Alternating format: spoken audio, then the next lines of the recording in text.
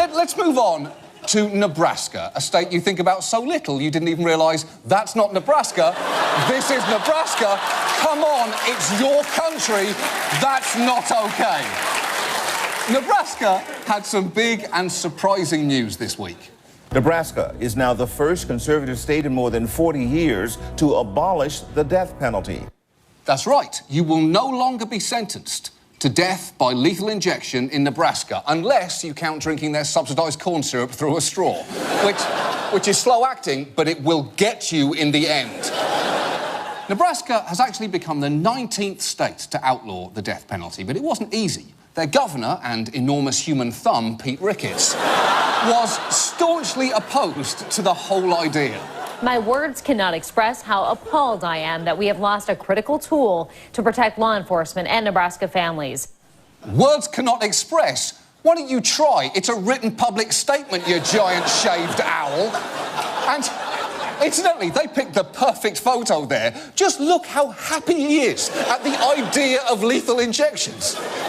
Interestingly, one of the reasons lawmakers voted to repeal the death penalty was purely practical, as it's become increasingly difficult to obtain the necessary drugs for executions. And watch how Ricketts tried to overcome that objection.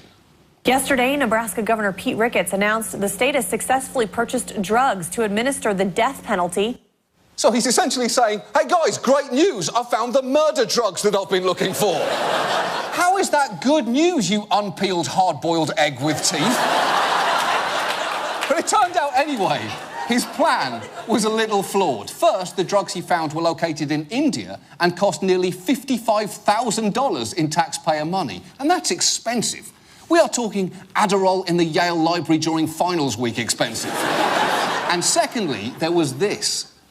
The FDA tells us, quote, with very limited exceptions, which do not apply here, it is unlawful to import this drug, and FDA would refuse its admission into the United States. And that is pathetic.